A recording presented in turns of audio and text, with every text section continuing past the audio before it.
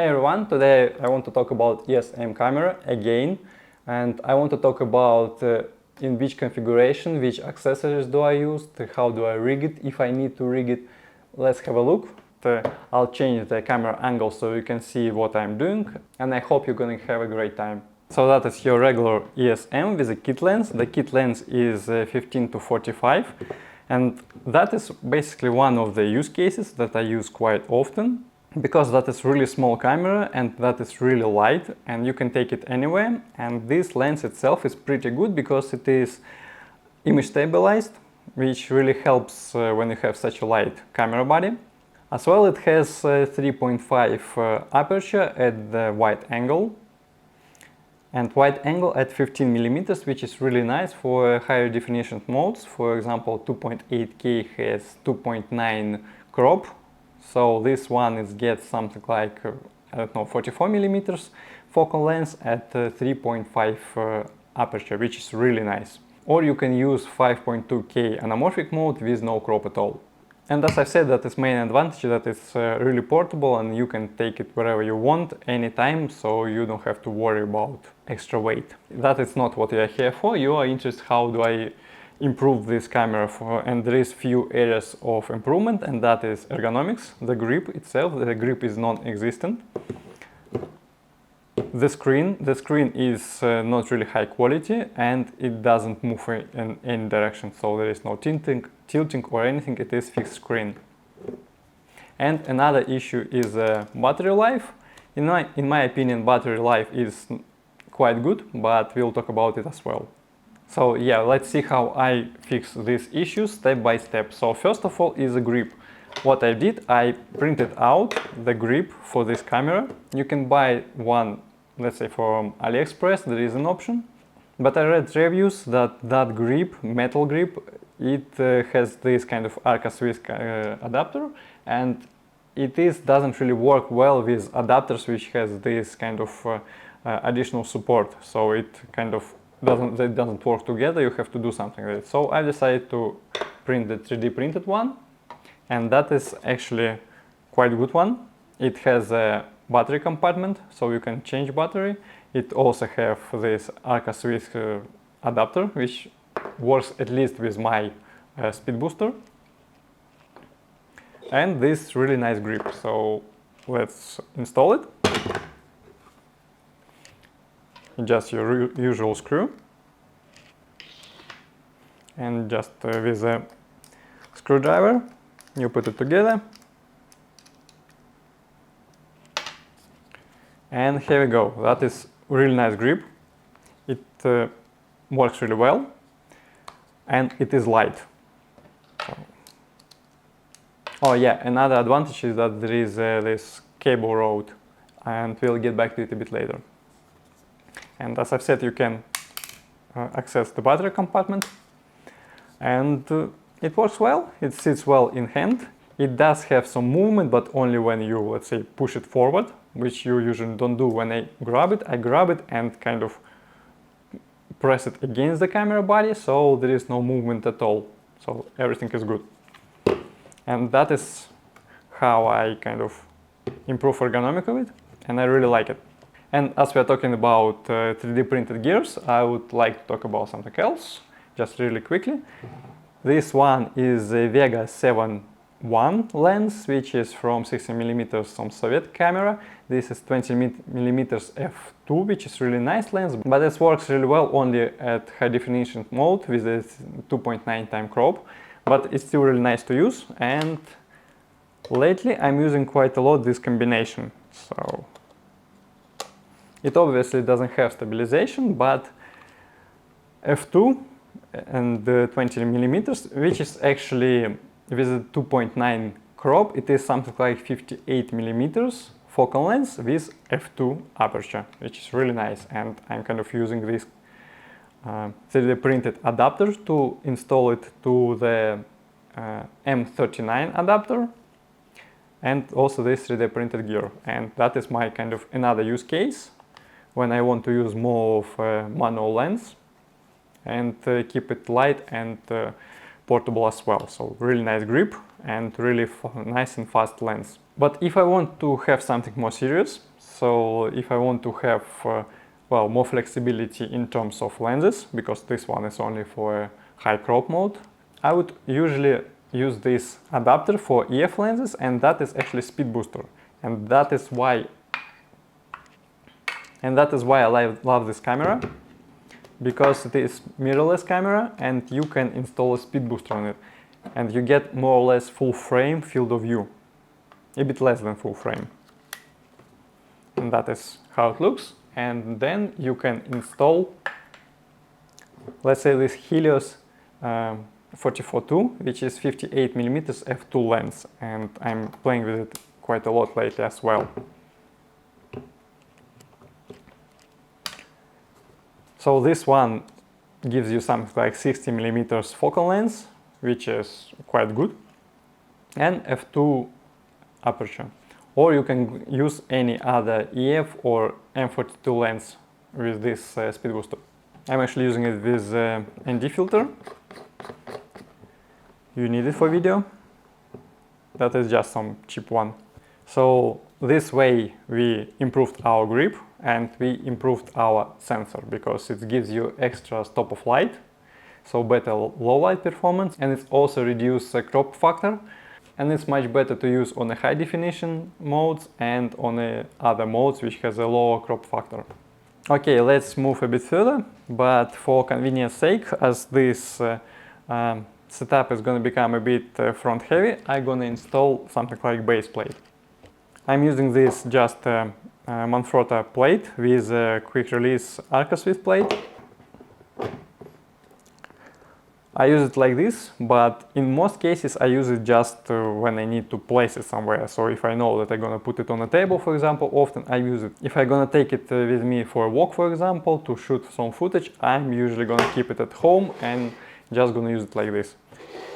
And now it's really useful because it will help me to build this rig.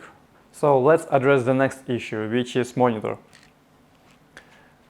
If you've seen my channel before, you might have seen that I have this Aussie 4K monitor, which is really nice. That is 5-inch monitor, and that is really light and quite small for 5-inch monitor, or it's 5.5-inch monitor, I don't really remember. And I'm using this kind of magic arm small adapter, so I can mount it on a hot shoe. Why I like this magic arm adapter? Because it gives you all the flexibility, but in the same time it is low profile, so you don't have to have your monitor really high. So you can actually adjust it the way you want. So do you want it to have a high, or maybe you want it to have it low? So yeah, let's put it low, and that is kind of, you can carry it in your bag in this kind of folded like this, or you can quickly adjust it to work. I usually have this kind of angle, and let's connect it. You have a mini HDMI port here,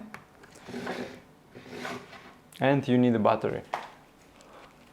With this monitor I quite often use this LP6 monitor because it gives you battery level. Monitor itself gives you a battery level as well, but it gives you in volts, and this one is much easier to understand on a quick look.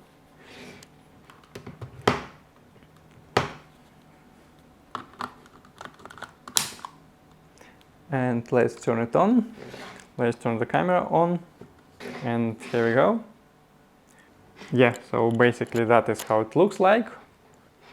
And that is the way we can fix issue with our monitor. Just to add external monitor, which has all the data on the screen.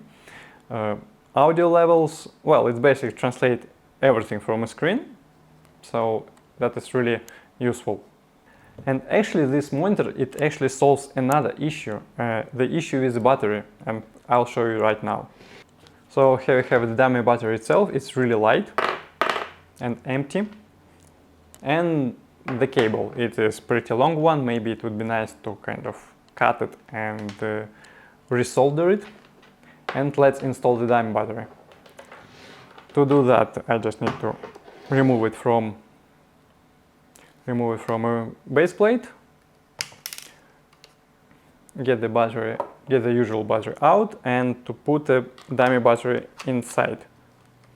Close the battery compartment, and there is on the battery compartment you can actually open this hole where we can access the dummy battery. So let's do that. I can't really see anything, and here we go, connected.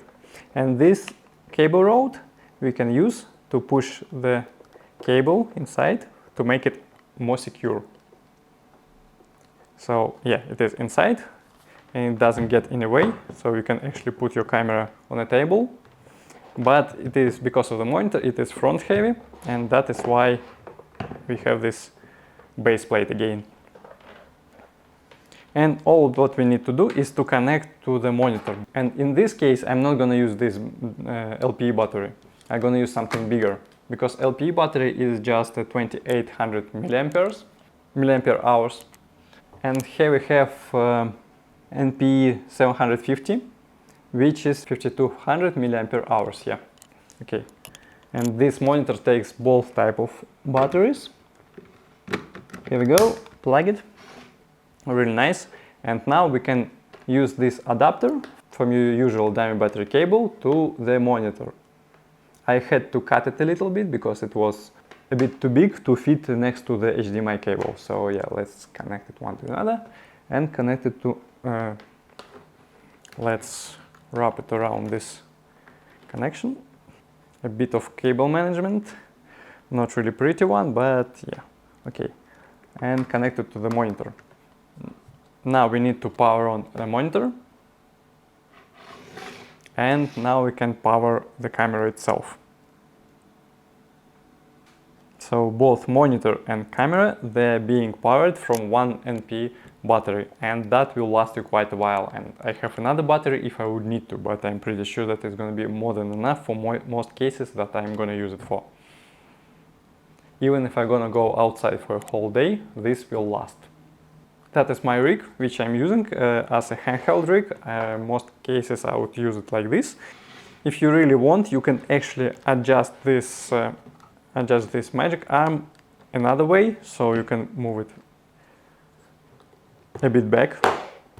So this way it's actually no longer front heavy, and it works really well, but it is a bit higher. I prefer it to be a bit lower profile, so that is why I kind of make it front heavy, but profile a bit lower. So yeah, I would use it like this. So that's it. Leave a comment below what do you think about this rig and about this solution when you power everything from monitor. Because personally I don't really like these battery plates, separate battery plates, which you need to connect somewhere outside the camera, outside the monitor, and it takes extra space and it makes the whole setup it's much bigger. Personally, I think that it's really powerful setup for the price. It's less than $200 for the camera with a kit lens. The lens is $20. I've paid something like $70 for the Speedbooster. I already had a monitor, so it is pretty affordable setup, and it lets you shoot raw footage up to 5K. Not exactly shoot 5K, but in a post you're gonna get 5.2K footage, which is really nice, and the quality is really good. 2.8K is really awesome. You can upscale to 4K without any problem. And with the Speedbooster you get almost full frame coverage. With a big battery you're gonna have much more power to shoot longer. As well, in my opinion, the battery doesn't get hotter, so the performance in terms of the temperature is gonna be better. That is just my speculation. But of course, as I said in the beginning, just a camera with a kit lens and a couple of batteries, it's more than enough.